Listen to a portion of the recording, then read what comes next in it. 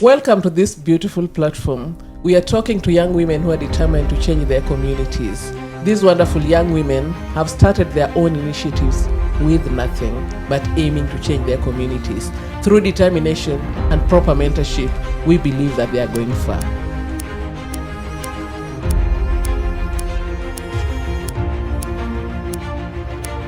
Every woman deserves to be in a peaceful and a secure space. Women are socialized to have different roles. Any action that you do, you must be ready to pay the price. They have commercialized our bodies in every aspect of life. You're beautiful before even a man tells you that.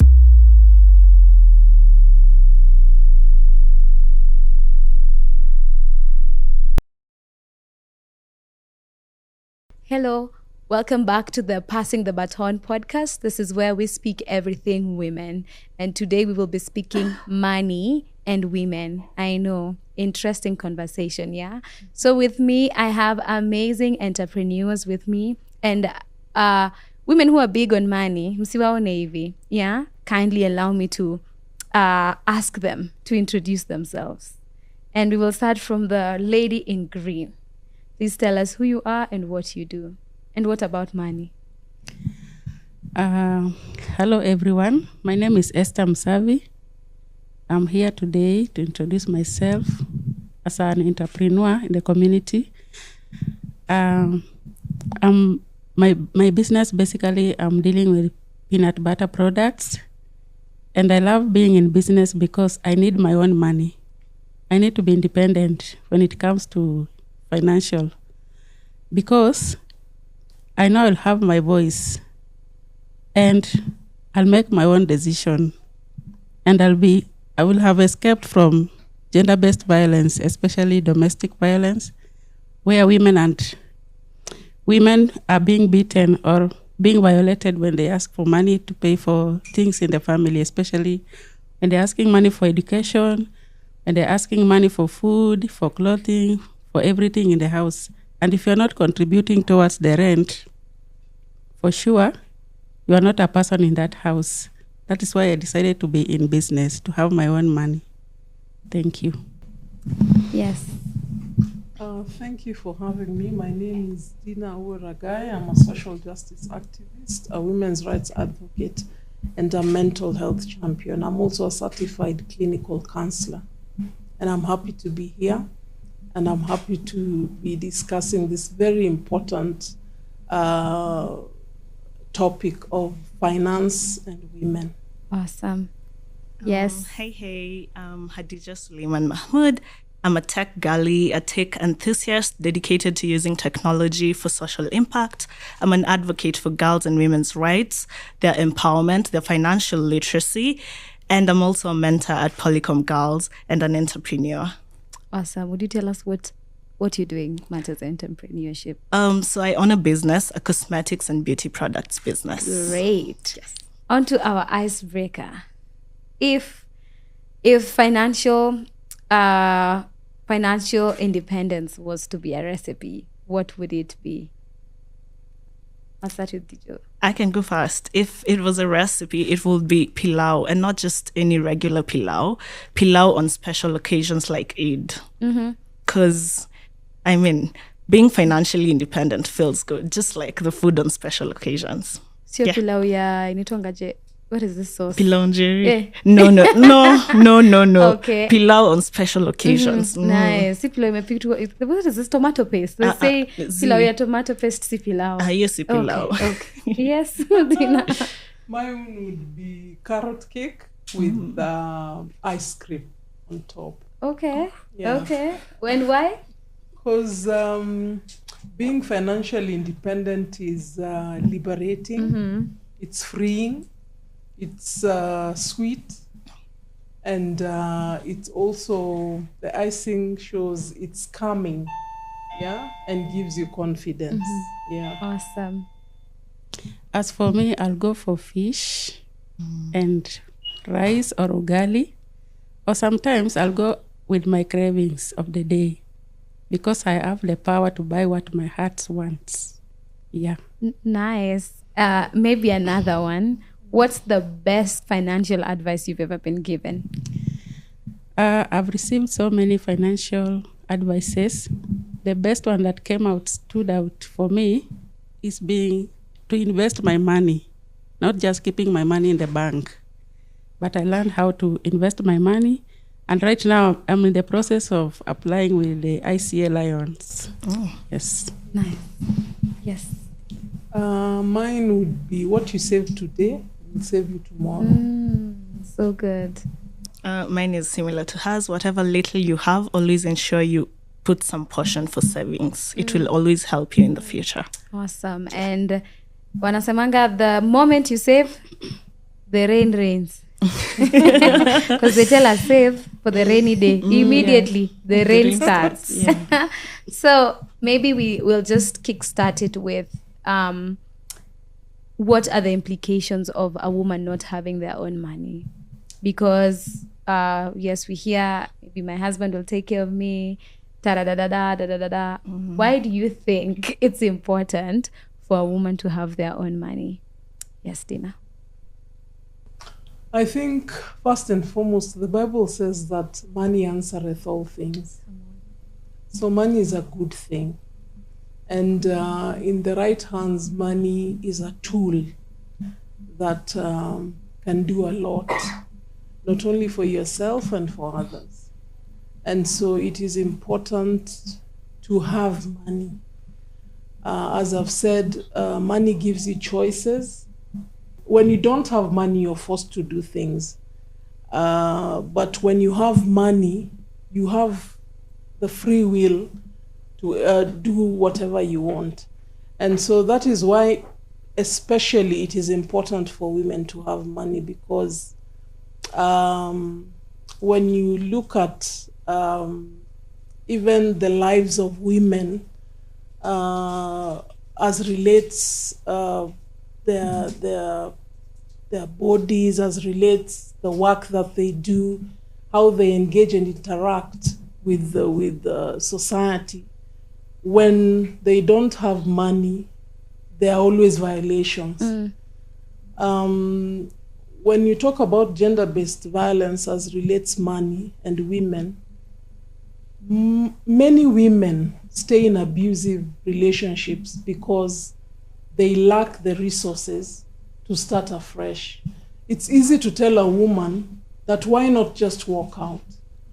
But for example, if you have 4 kids and they are going to school and they have needs and you don't have a way of making money, if it's your husband alone that is making money in that home, you cannot make such decisions. And you think very hard before you make those decisions. And sometimes you just decide to stick in those kind of situations because you cannot move. And money makes the world go round. So there's no two ways about it. Money is critical, it's important, and financial literacy is pivotal in the liberation, the true liberation of women, because it frees you completely and you are confident in the decisions that you make. And I also want to say that making money need not be just going to the office. Today we have women that are making money online. There's so many different ways of making money. It doesn't have to be the conventional way of going to the office and waiting for a salary. Yeah. There's so many ways that you can make money if only you are confident and are able to apply some of these skills. Yeah. And so for me, it's very, very important for people to have money. And again, in our societies, we were always being told when we were younger that mtoto anapenda pesa, tabia mbaya.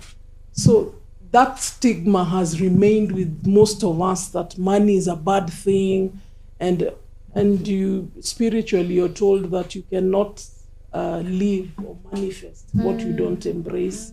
And so we have to also change our cultures in terms of how we relate to money. Do we respect money? How do we function with money? Yeah, absolutely. Because you find that most of us don't also understand how to relate with money, which is very, very important.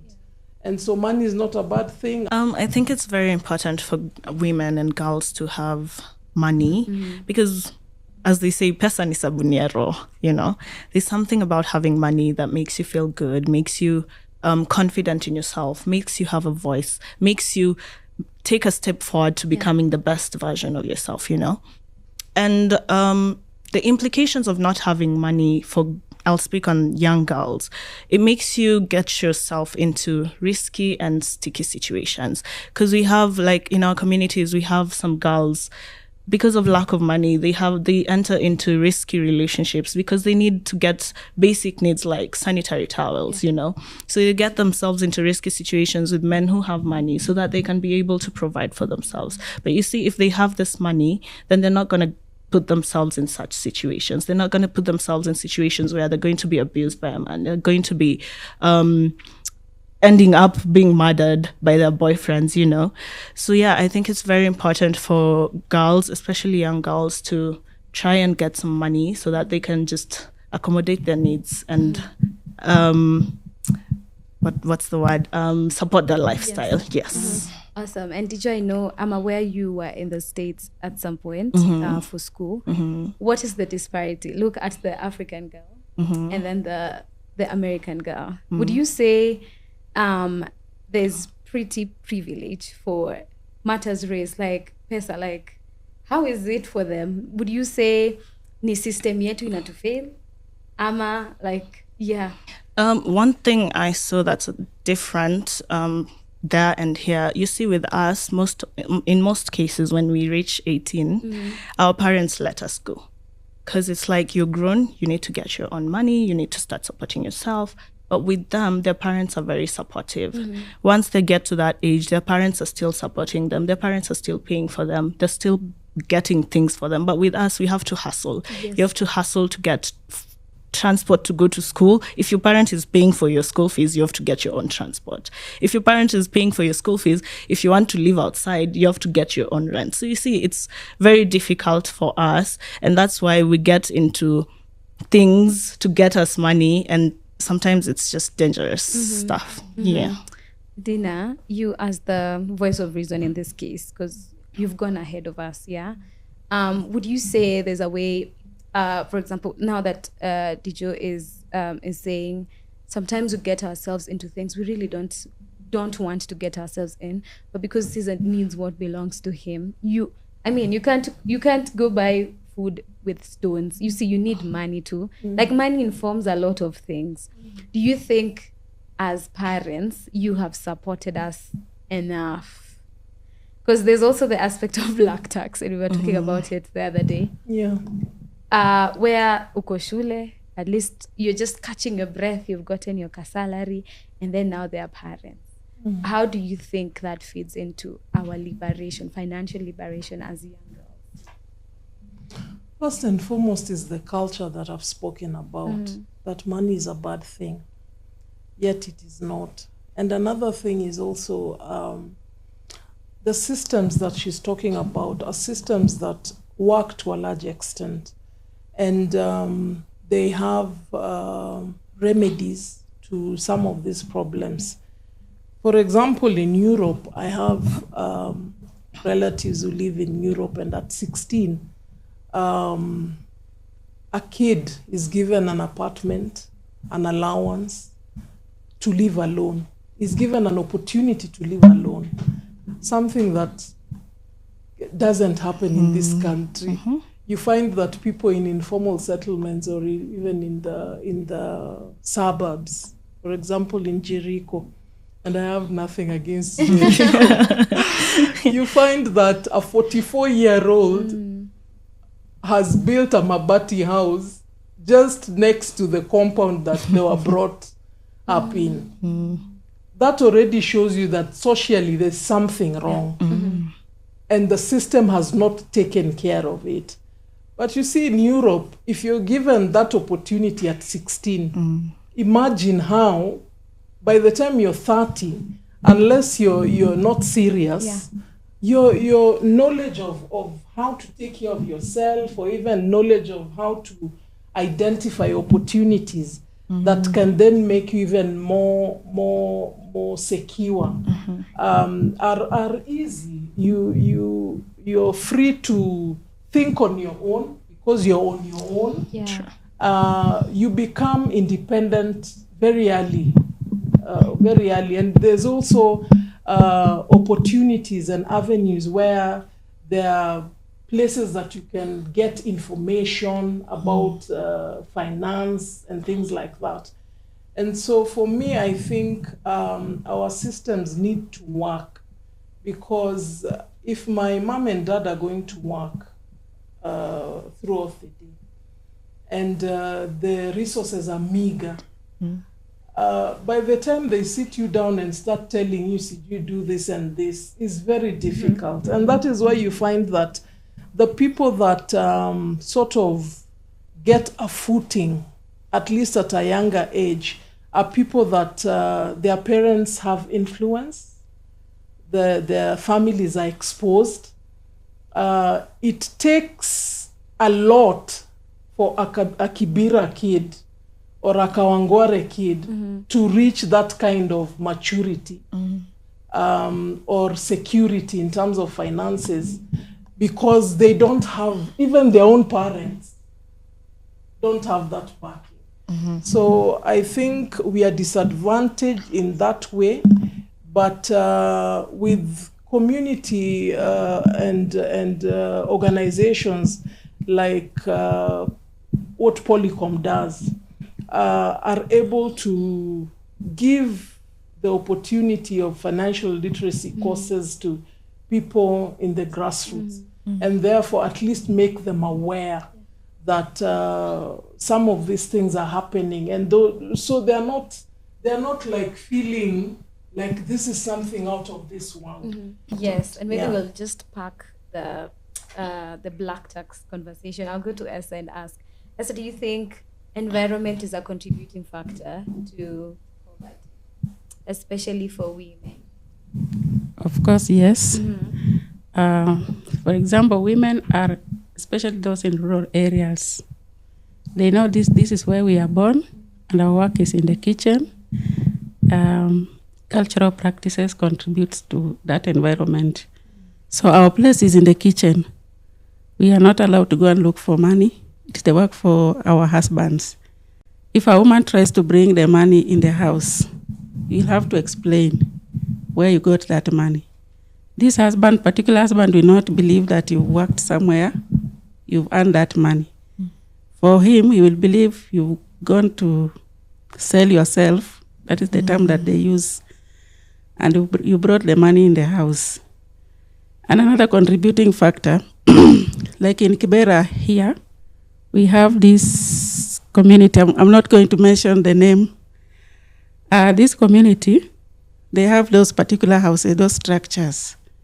So these children will not go to school because they know at the end of the day, watagawiwa nyumba, sindio? And will continue earning the rent from those houses. So they don't go to school, whether if there is any employment opportunity that comes, like hizi kazi mtaani, you will never find them there. Because they know at the end of the day, sisi tutapata pesa from our parents' houses. I remember the population is also growing. Mko wengi. Now the rooms have remained like you have to get one. And maybe each room, it produces 3,000 or 2,500 shillings. So my question is this money going to sustain you for the whole month? Is it going to help you and your children? And what if it will reach at a point where you are supposed to move and get another house? So it is now for you to decide if I'm going to stay in this room or I go somewhere and get another house. But the same money that you'll get from this house, you're supposed to pay the rent to the other one. So at the end of the day, you don't have anywhere to get the money. So the environment is also contributing to that. And also, in today's structure, the population is too big, employment opportunities are not there, right? So you find it, many women are not in employment, so there is no money for them to provide for the families because the population is too big, there are no job opportunities, and they don't have anything to do. And maybe I've set up a business somewhere, and the place that I've set my business, someone else comes and tells me, you have to remove this kibanda of yours here, this is my place. So you ask him, can you produce something that is showing this is your place? They will not show. They'll say, we were born here, sisi ndio wenye Kibira, tuliletwa hapa na Kenyatta, something like that. So ukianzisha business yako, you have to divide your money with that person. Kama sivyo, you will not work. I've seen tuk-tuk people giving money to some people on the road. They say they have to pay. Every time you pass there, ukitoka ukienda chini, you have to pay. When you're going up, you have to, whether you're carrying someone or you are not carrying anybody, they don't want to know, but you have to pay. If you've not paid, they write for you, is it Deni? So the following day, you must bring that money. Otherwise, your tuk-tuk will not run on that road. So women cannot fall in these businesses. That is why we are remaining behind. We don't have money because whatever you are trying to do, someone somewhere is trying to pull you down. So those are some of the contributing factors. And I remember women who had the vibandas to start their own businesses. There was a time the road had passed through Kibera from Gong Road to Langata, you see. And people were in businesses. So their vibandas were washed away, especially women with disabilities. And you cannot claim, who are you going to ask? Akurudishie kibanda yako and with your business. In the morning, you had just woken up, gone to Toi to bring some items. When you're coming back, demolition has taken place already. Everything is gone. Whatever people could pick, they picked. The one that went with the soil, it is spoiled. So there is nothing that you've recovered. So the environmental factors really contribute to our financial struggles. Yes. Okay. So did you, even with the Generation Z, we know that right now the job market has really been saturated. And you're in business. What is one thing that encouraged you to go into business? Was it just that I need money while at school, or was it looking at the reality of, by the way, the job market is really, really saturated? For me, it's both. I needed money to sustain myself, but also it's the reality that we have today in this country. The job market out there it's non-existent. If we're being realistic, it's non-existent. The job opportunities are very scarce. And even if we have job opportunities, many a times the other gender is mostly considered for those job opportunities because employers are afraid of things like, if I employ a woman, there's a point in time they're going to have like maternity leave, and they feel like it's going to be a loss on their side. So such things are making employers not employ women. So I took it upon myself to start a business, to at least get some money so I'm not dependent on the job market that's in this country. And that's something that I'd urge like people my age, the youth. You can always, whatever little money you have, you can always try and use it to create something that can bring you back some in profits, so that you can earn some money from a very young age. And when you develop that earning culture, you'll never go back. Because I started in second year and now I've graduated. I started small and now my business has grown. So always take the step forward to build yourself. Yeah. And also, there's this comment I had from one of the interviews I was watching, and this guy was saying that because now we're talking about school and navigating school, that a degree is only important when you don't have it. What do you have to say about that? And then we'll also hear from Tina, because times have really changed. Looking at the saturation in the market space. Yeah, to some extent, that's true.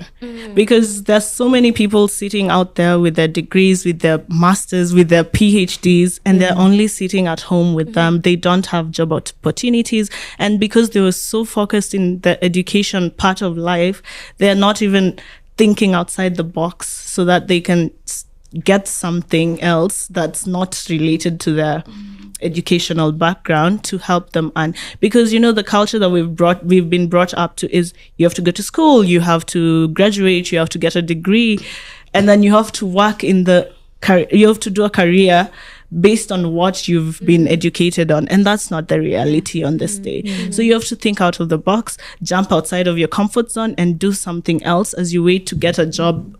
If you're blessed enough, you'll get a job that's with your career path. But in the reality of today, sadly, it's not happening.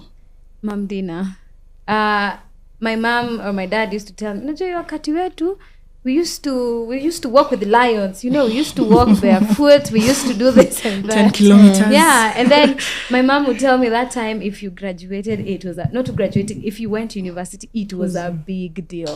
So was it the same for you that a degree was just important when you don't have it, or was it really important? And sasa kwa sisi wenye it's a reality that the degree is only important when you don't have it, should we stop going to school?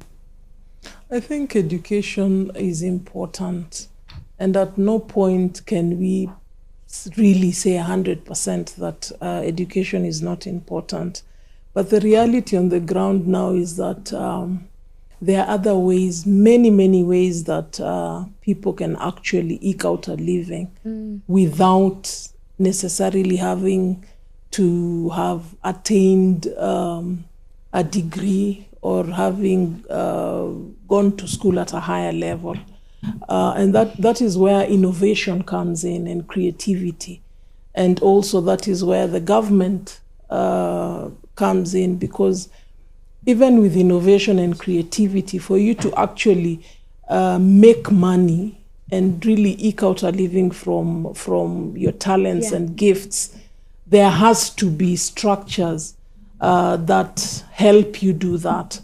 But as it is most of the time, these are sectors that have been neglected for years. And that is why people just think that kila mtu lazima afike a certain level. Even when you're seeing that probably your children are gifted, really gifted in something, you still feel like, lakini bado wende shule upate degree. You find very good footballers. A kid is so good, but you find anakuwa discouraged home. Nisikuone tena ukienda kwa pitch. Nataka usome. Yes, let the kid soma, but can you also encourage what that kid is doing? Because football is not just for entertainment. Sports is not just for entertainment. It's big business, a $1 billion industry, and young people are making money off of sports.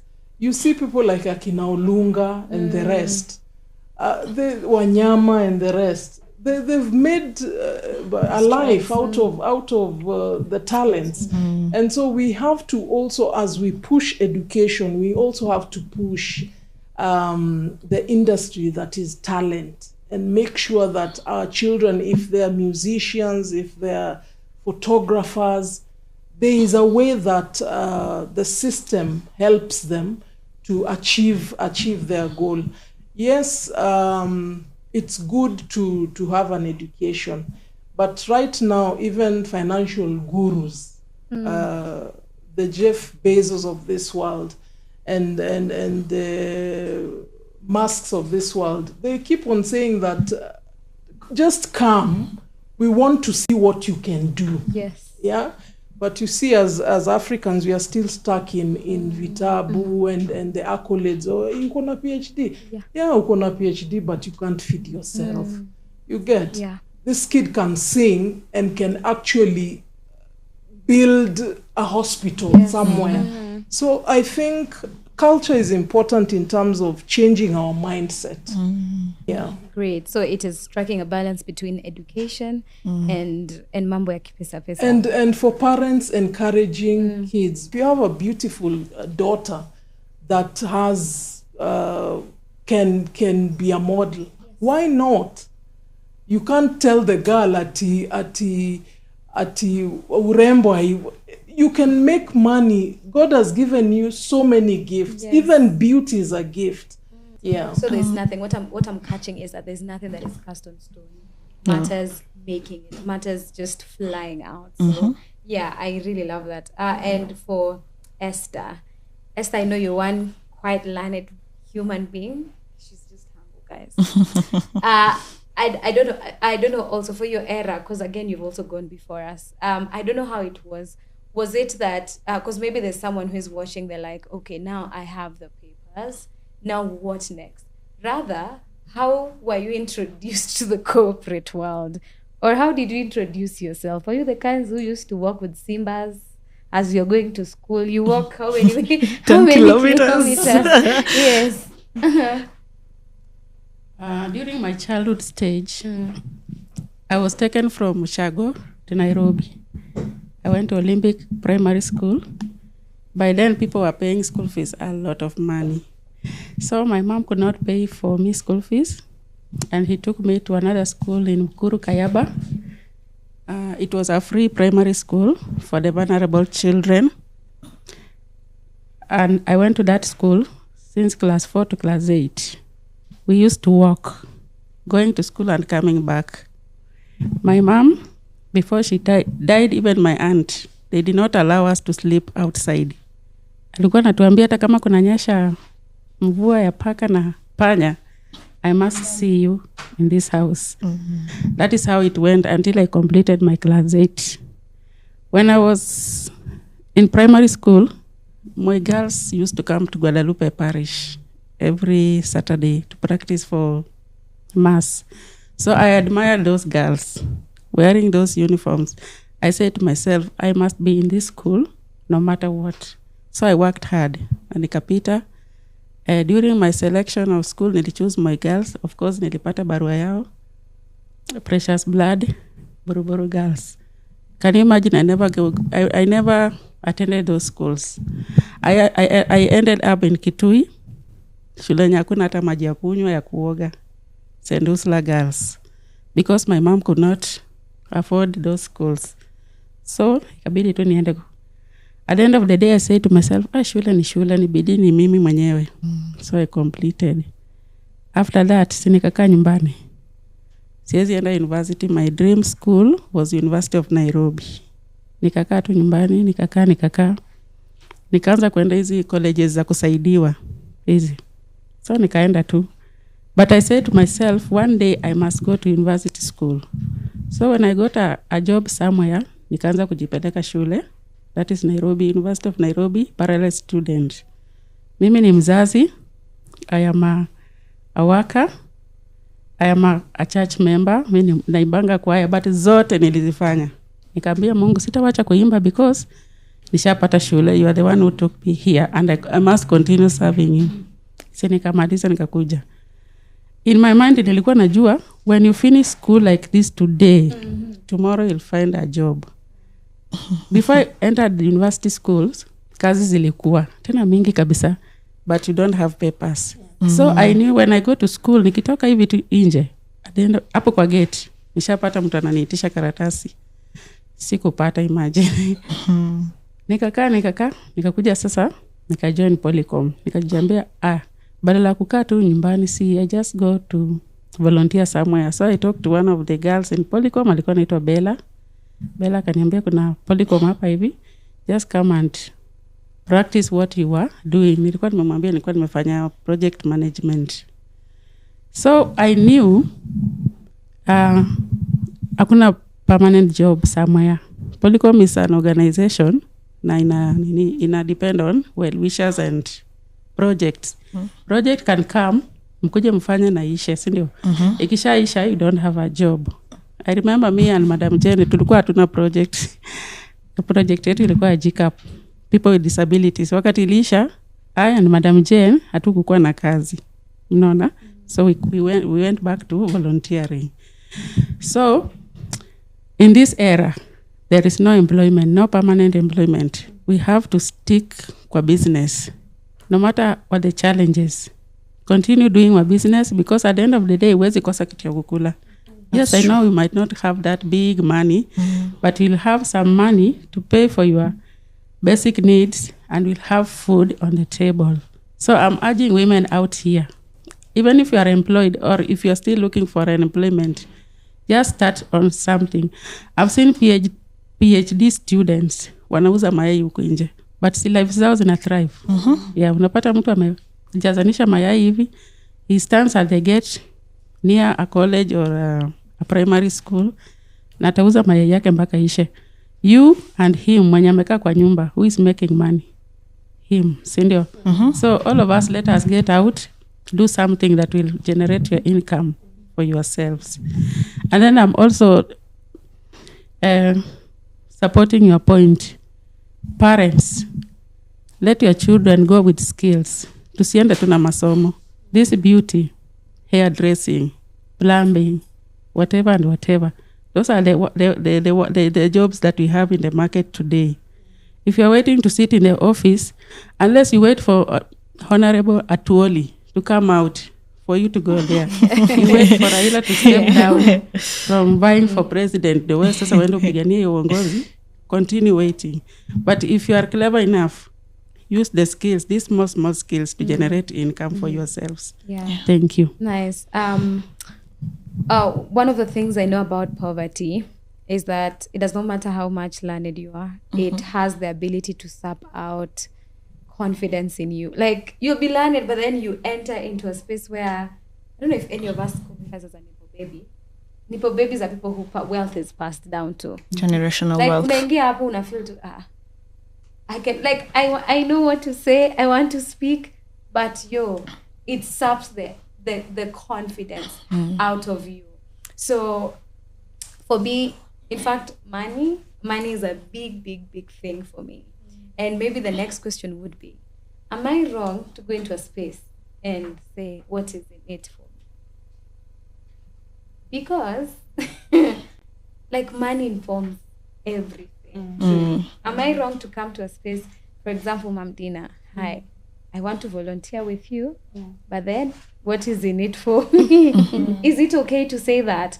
Because Gen Z, wanasemanga sisi ni wale, we say it as it is. But is it something that you advise? Because you mentioned something on volunteering. Yeah. It's an interesting question, because even in terms of those that have gone to uni and college and are interning, you find that the young people feel that the fact that I'm interning and volunteering, so to speak, doesn't mean I should not get some semblance of an allowance, given the kind of life that we are leading. Yeah. And I feel it's fair that to some extent, as much as somebody is volunteering, it is important for one to consider some stipend or honorarium that can then assist that person in terms of logistics and you know. And again, for example, in terms of internship, that person is interning and actually sharing the intellectual property. So you cannot say, and you're benefiting as an organization out of that person's intellectual property. So you cannot just decide that it's for free. Even in societies where you hear people are volunteering, there is a way that they are making something off of the volunteering. So I think given where we are at now, as the world, as Kenya, money is important. And the moment you wake up, even if you live in the village, money is needed. So it's important to consider that when people are volunteering, Of course, volunteering is to some people is a call. There are people who will do it whether you pay them or not. But to encourage them, that needs to be considered. And most organizations don't do that. Even big organizations, even organizations that say they are working for human rights, imagine they decide that no, anafanya tu kazi. But that work is impacting whatever you're doing. So you should show that person that they actually are worthy of being there and being part of the organization. On the issue of, I wanted to talk about the issue of, is it black tax? Yes. Which for Africans is automatic, especially when you're the firstborn. It's just automatic. At the system of a get job, so I can be able to have a siesta. I don't need to work. She's the one who's going to take care of the parents. And you also feel like you've been made to feel that if you don't do that, it's wrong. I think it's tricky, but I think that obviously if you're making good money, you want the people around you to also be beneficiaries and benefit. But it's important now that if you're making money, you have to operate or engage even your family in a way that the siblings are aware that this is my money. I am doing you a privilege, sharing it with you. Kindly use this opportunity to also better yourself so that you are independent. Because if we leave it to the traditional firstborn, and the one who has money is the one now calling the shots and all that, you tend to bring, there is resentment eventually, that now you're doing it, but you're doing it like, yani hawezi ni help. I'm the one who has to do everything, you know. I saw the other day a lady who came out on FB and was saying, I've warned my dad and I've told him off, and I don't want mambo ya kuniomba. I've told him the last money I gave him is the last money. The problem with that is that it's tricky for you to see your parents struggle when you have. It's also tricky to come out on social media and out your parent like that. But it is important for even us as parents, when we are healthy, to be able to organize ourselves enough to be comfortable in our old age. Because the generation that we have right now is such I don't want to say hedonistic generation, but it's me, myself, and I. There's a person that was saying that he went to pick their daughter from school, and they passed by somewhere and bought. The kid was hungry.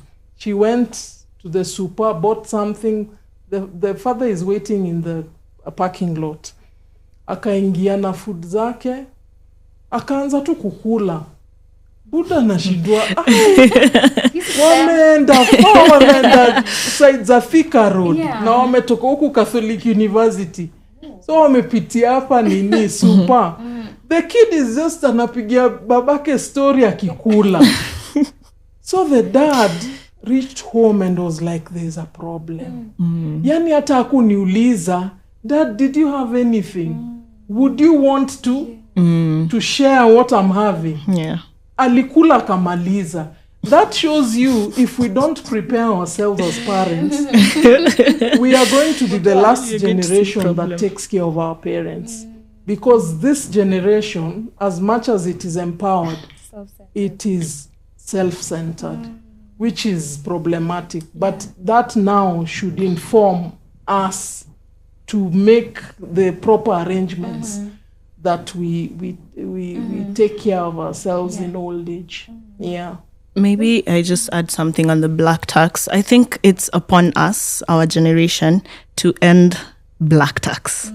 Because you see, maybe our parents were not fortunate enough to have the generational wealth.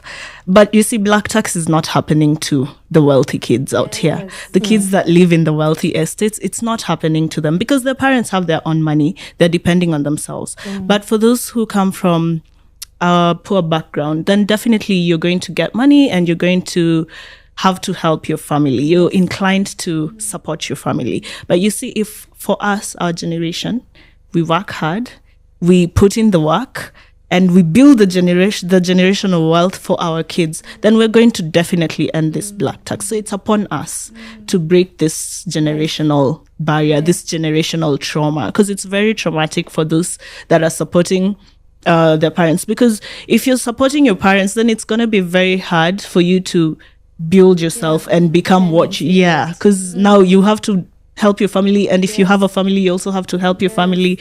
So you see, it's us guys. We have no choice. And I love what you're saying about passing generational wealth, because many a times a lady will have 5K, and we have so many instances where our lady is a single mom and they have to depend on this 5K. And this 5K, one thing I want to congratulate women on is that she can have 200 bob, but the kids are still going to school.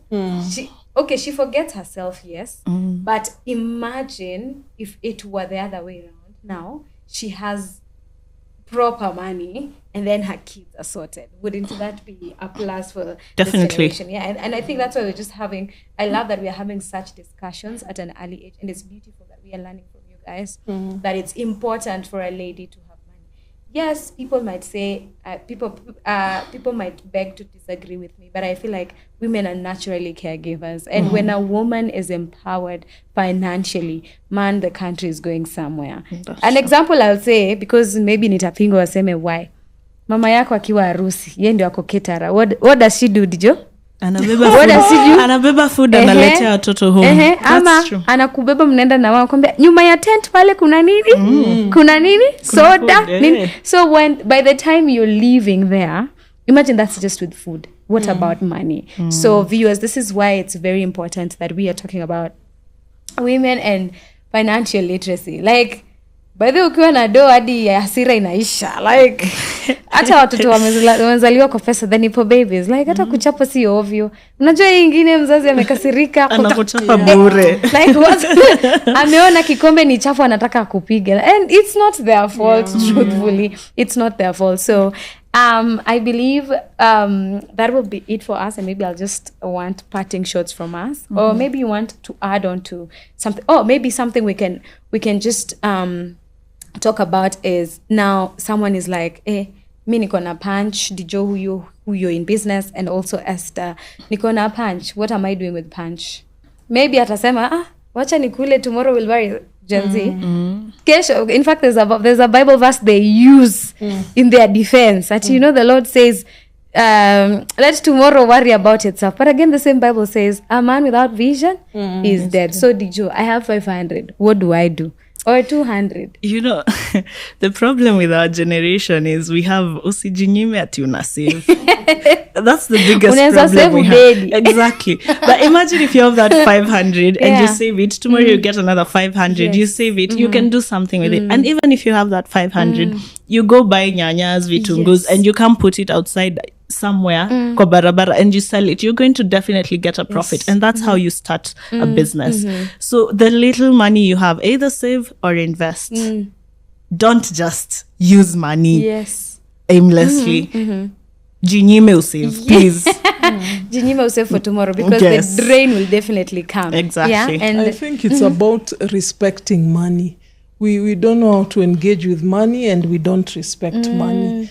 Those that also have an opportunity to be born with a silver spoon have been taught to respect money. Us, I think, those that are underprivileged, there is trauma to it. So that when you get money, unataka tu kuimaliza. You get that day, unataka chipo, unataka hang out to watch movie. You want to do everything because the trauma is telling you, maybe this is the only time utaenjoy. So I think we need to have a conversation among ourselves as to how to respect money and engage with money and also make money grow, because that is also important, and also generationally build wealth. Yes. Yeah.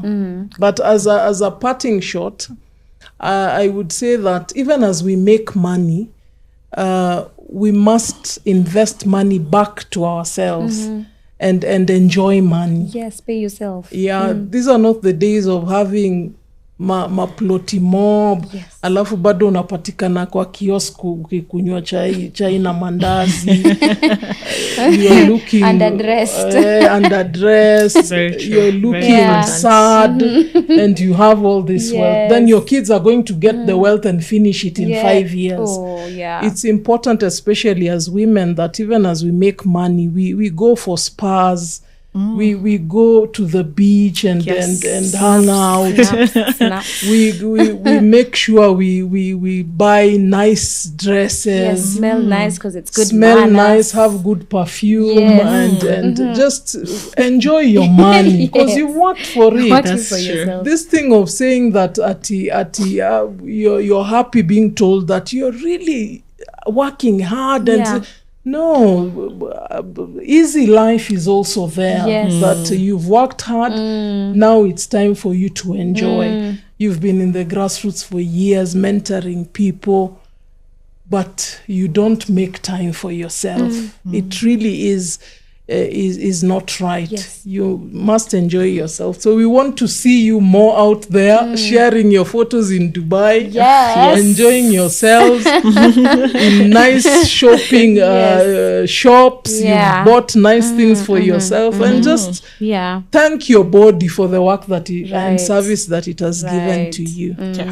Awesome. You. I think one of the best things I've ever heard about me, I'm big on money. Any day, anytime I can talk about money. That poverty has no trophy. So don't over. There's no trophy. There's no trophy. And poverty is a fairy tale in books. And in these telenovelas, that's where poverty is a fairy tale. There's nothing respectful, there's nothing dignifying about lack. Yes. So that is why as societies and families, we must be big on generational wealth. And make money an everyday discussion. Yes. Where even the young kids know that money is important. So Esther, maybe we'll just go back to the business aspect. Maybe if you don't mind, you can share with us, how much was it that you used to start your peanut business? Because maybe mtu anasema, maybe I need my own machine and all that. Oh yes, I had to start with a very small amount with business. I had just to get some money to purchase peanut themselves, but the rest of the work I had to depend on the other people who are in the same businesses. Like we need a roasting machine and also need a grinder. So at the moment I have not purchased any of them because I need to raise some money to purchase. It is more than 200,000 shillings. With that little amount of money, I said to myself, I'll purchase the peanut butter, then do the selection by myself. There are things that I can do for myself, not taking them to someone who will ask you for the money, because I need to increase my profit. So other things like the grinding machine, that one I'm still going to toy or to town to do it. But once I get my own money, everything I'll do it by myself, and all the profit will remain on me. So it doesn't matter the amount of money you have. That little amount of money you have, you can start the business, and you can start with small. You don't have to have so many bottles of peanut butters. Unaweza tengeneza tatano, you sell, you come, buy peanut butter, you increase 7, another time 10, up to 20. I've ever made up to 40, and they've been sold out, all of them. Nice. And taking advantage of expos, it's a good thing. Even if you don't have money, just borrow. kopa kwa hao watu, waweke hapa kwa hapa, wakutafutie hiyo pesa. Once you sell, you return their money, and the profit you can continue buying more peanut butter and continue producing whatever you want to produce and sell. Yes. Awesome. I don't want to close out anyone. If does any of us have the final say, or my parting shot to the Gen Zs out there, I know you are about to start family. I know you are about to have babies. Kindly have babies that you can handle. Don't be like our parents. That's Kama kwetu tulizaliwa 7 people. I think that is what one of the contributing factor to poverty. A woman has so many children. She's single. She has separated from the husband, and the husband has left her with all those children. Yeah. They want to feed, they want to clothe, they want to eat, they want to go to school. So at the end of the day, that's why you find so many baby boomers and millennials. Most of them did not go to school because this one parent could not afford. Utapata nasomesha watoto wawili, then the remaining 5 will not go to school. Yeah. If you fall sick, like 3 of you are fallen sick, she can only afford to pay for one, and maybe at it costs death. You should be very careful. Zaini watoto hata wawili wametosha anyway. According to your mfuko. According to your mfuko. Perfect. What? Yeah, did you? Yeah, I can just say, don't let where you come from define your financial future. If you're from a poor background, you can always change that. And if you're from a wealthy background, that money is not yours. It's your parents' money, and anything can happen to them any day, and you can be left with nothing. Yes. So just work hard, work smart, get your own money. It's very freeing. It's very nice. You will boost your confidence. Get that money. Yeah. Get that money and always save for the future. Yeah. Yes. I think also something with money is ethics. So I would also just maybe encourage our viewers, even as you go about your business of making money, ethics is such a big thing. And what a lovely conversation. But because we cannot go on, allow us to end it at this. What an amazing conversation. And so to our listeners, you've had everything, not everything per se, but so much is informed by the money you're making, especially for women. Go ahead, do something for yourself. Save yourself out of, they say like jitoe tu kwa shida zingine. Unajua kuna shida zingine you can remove yourself from when you have the money. Yes, so go ahead, do it for you. Do it. We've seen women who have done it before. Whether you're a single mom or a teen mother, you can do this. So, wanawake mugue na pesa yenu. Very important. Yeah. Bye.